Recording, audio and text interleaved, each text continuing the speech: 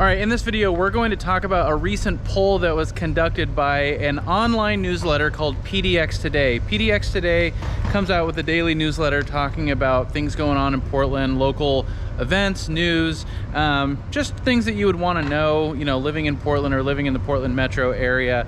Now, the study that they conducted were the top 9 unwritten rules living in Portland, Oregon. This was conducted through a Reddit poll, and these were the top 9. Stay tuned to find out what they are.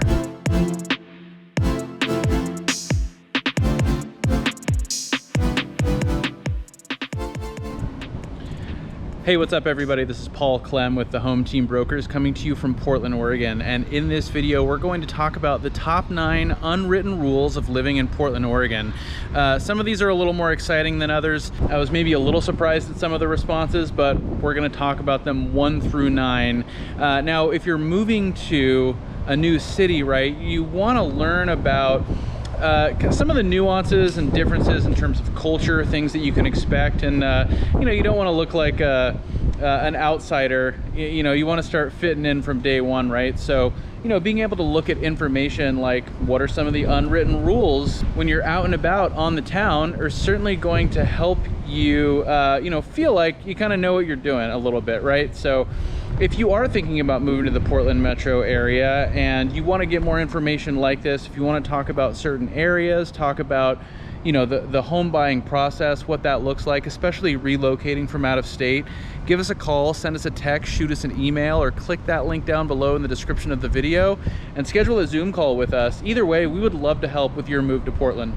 All right, number 1 on the list, honk if you're going through the Highway 26 tunnel. So this is the Vista Ridge Tunnel connecting downtown Portland to a lot of the west side of the Portland metro area. Highway 26 is an enormous highway, goes all the way out to the coast, goes all the way up and over Mount Hood, but it goes right through the heart of Portland. And there's a tunnel on the west side back up behind downtown that, again, if you go up the hill west, up and over the hill on Highway 26 through the tunnel, you're gonna get into Beaverton, then out to Hillsboro, or if you're coming east, you're gonna get from those areas into Portland.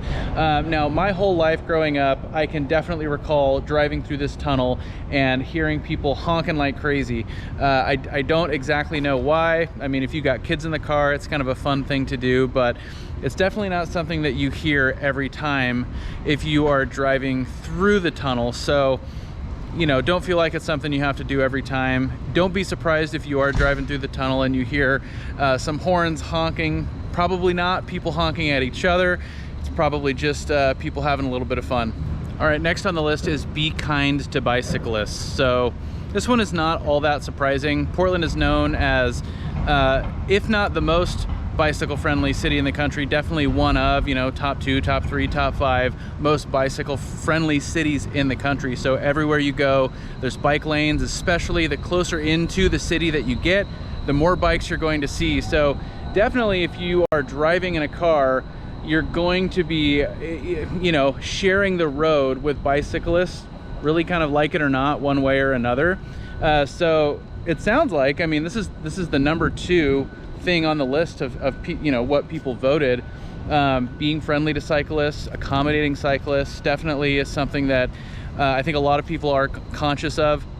The specific response said if you're approaching a 4-way stop and a bicyclist gets there at the same time or even gets there slightly after you, generally the rule of thumb is to just let them go. Otherwise, then they have to come to a complete stop, and I guess, it's a little bit quicker if you're really wanting to accommodate bicyclists just to let them go through. So don't be surprised if you are behind a car on the road that stops for a cyclist, because that's something that apparently is an unwritten rule of living in Portland. Be friendly to those cyclists. All right, next on the list is shop local, even for secondhand stuff. So there's a lot of consignment shops and thrift shops that are, just little local businesses. Of course, you have your Goodwills and your larger national chains of thrift stores, but there's a lot of little, secondhand shops, thrift shops that are just local stores, and of course, a lot of local boutiques as well. So that's an idea that I think a lot of people subscribe to. I think that's definitely a part of the ethos of a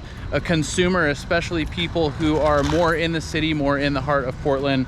A lot of the coolest little Portland neighborhoods have local businesses, boutique shops, of course, restaurants, coffee shops, you know, and you definitely see, again, the big national chains. But again, one of those unwritten rules is that generally, you know, it's going to be encouraged that you look to shop local and buy stuff local first.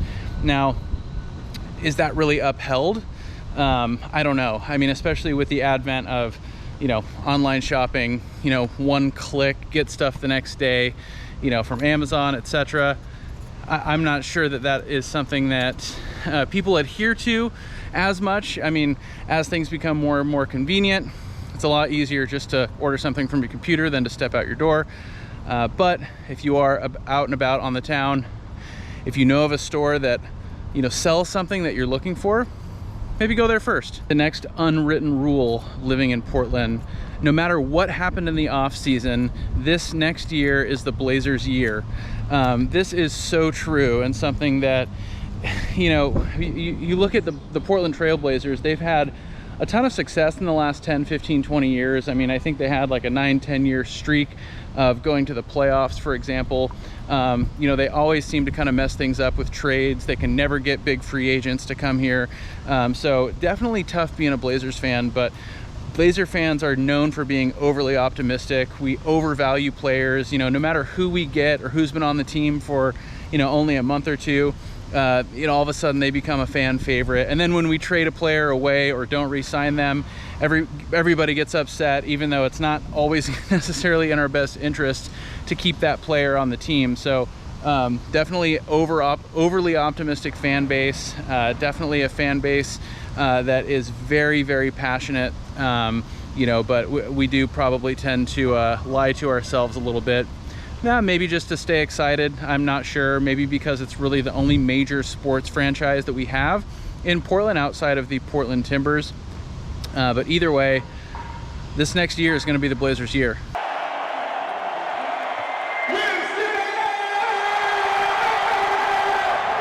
All right, the next unwritten rule living in Portland is don't steal the plastic horses from the iron horse loops. So if you go all around the city, on the curbs, on the sidewalks, there are these iron loops that are connected to the concrete where people used to be able to tie up their horses. So obviously this predates automobiles. It's really cool to see, and you really kind of see them everywhere throughout the city. But over time, you know, people have had a little bit of fun with it. You'll see little plastic, you know, toy horses that are tied up to these little rings on the curb. And it's obviously very quirky, very funny, you know, kind of quintessential Portland stuff. And you see stuff like that throughout the city, you know, where people might place something in a park or on a bench, or near a sign, whatever it may be. And it's just kind of like this community art that, yeah, I mean, you know, if you see something like that, that's not yours to tamper with. It's obviously, you know, wasn't somebody else's job to put that there either, but a lot of the quirkiness, kind of the keep Portland weird ethos is represented by little stuff like that that you see throughout the city. So if you see one of those, don't mess with it. All right, next on the list, rain jackets are your friend. We don't use umbrellas here. So that might be something you've heard about. I know it's something we've talked about in other videos.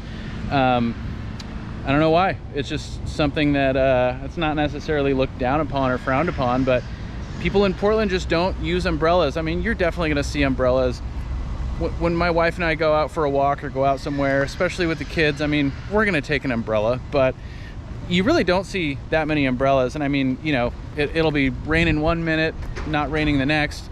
You know, there's not a ton of consistency necessarily, or you just get used to it. So as a native Oregonian, I don't think I want people to see me using an umbrella. Well, that's the whole question. It'd be the shame of my family if that were to happen.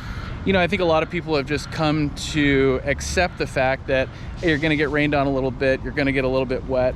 Rarely do we have just a torrential downpour. So that's probably part of it too. I mean, when you see rain in the forecast and you're getting rain throughout some of the colder months, a lot of it is going to be just a little bit of a mist in the air, a little bit of a drizzle, you know, really pretty tolerable, you know, if you're just walking, you know, to and from wherever it may be. So either way though, they say, you know, you want to know the #1 way you can spot somebody who's not from here, they're carrying an umbrella. All All right, the next unwritten rule living in Portland, Oregon: winter on top, summer on bottom. So 59 degrees outside, maybe even 55 degrees outside, especially if the sun's out, but kind of that, you know, mid to high 50s where you're living a lot of, you know, early spring, kind of early to mid fall. You know, the weather's really pretty pleasant. You're gonna get the, you know, the sun's gonna be out, you're gonna get a handful of sunny days. You know, it might be really cold for a spell and then get up to like a 55 or, you know, 58 degrees. Well, you're gonna see a lot of people walking around with shorts on and probably like a crew neck or hoodie sweatshirt or like a flannel. That is very, very typical Pacific Northwest chic, you know, wardrobe. So, you know, don't feel weird, you know, if you see people rocking the shorts and the hoodie, and don't feel weird if that's something that you want to do as well. That's just something that, you know, the way the weather shifts throughout the year, you know, when we get, you know, kind of the little bit of inkling of, you know, a little bit of warmer weather or a little bit of sunshine, yeah, but it's not all that warm. It's nice to throw a pair of shorts on. Okay, this next unwritten rule was a little bit ambiguous. I actually wasn't entirely sure what they meant by it, but it had something to do with the first sunny day of the year. And this can be something that is really all over the place. I mean, it's definitely something where whether it's February or it's not till April, you get that first stretch of some sunny weather, you know, get up into the 60s, maybe even into the 70s. I mean, you're gonna see people out and about. I mean, people have been a little more reclusive in those colder months, a lot of time indoors, whether it's at home or, you know, even, you know, being out and about, being out in restaurants, whatever it may be. You're not sitting on, you know, the patios and things like that, you know, in the colder months. So when that sun comes out, you know, that's when you might still be rocking a sweatshirt, but, you know, you're putting the shorts on, you want to get outside, go to the park, have a picnic. You know, a lot of the bars, a lot of the restaurants are going to start opening up their patios. Obviously you can get out in the woods, go hiking. I mean, there's so many outdoor things you can do in town and out of town.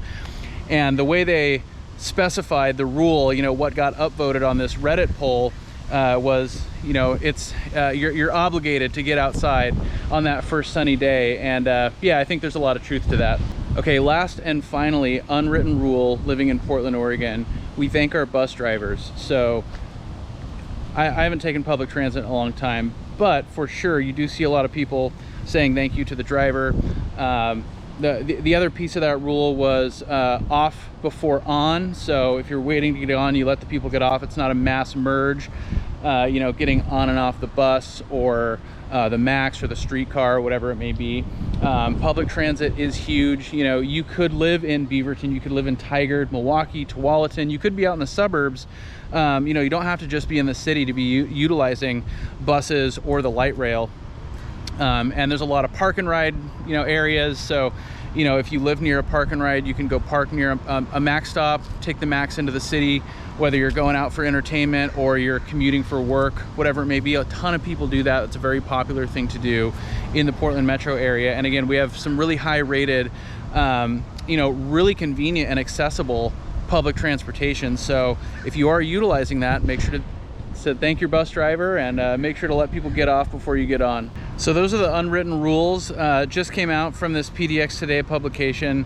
You know, this is a really cool newsletter. I'll put a link to it in the description of the video. A lot of cool information, again, about events and news and things like that. So I don't know what I was expecting. I don't know what you were expecting with some of these unwritten rules, but you know, I didn't see anything about, you know, you don't go into the city at night or you have to eat organic food. I would say one thing that I would add here is if you want to keep things peaceful and cordial with anybody you meet, just don't talk about politics. That's always easier. If this video was helpful, make sure to hit the like button. That helps us out a lot. If you want to get more videos like this, make sure to hit the subscribe button, tap that little bell to get notified every time we drop a new video. And again, if you are thinking about moving to Portland, you know, if you want to talk about neighborhoods, areas, your budget, your timeline, what you can get, the buying process, the culture, you know, some of the stuff we talked about in this video, give us a call, send us a text, shoot us an email, or click that link down below in the description of the video, schedule a Zoom call with us. And again, on that call, we can talk about all that good stuff. So as always, we really appreciate you watching. Until next time, we'll talk to you later.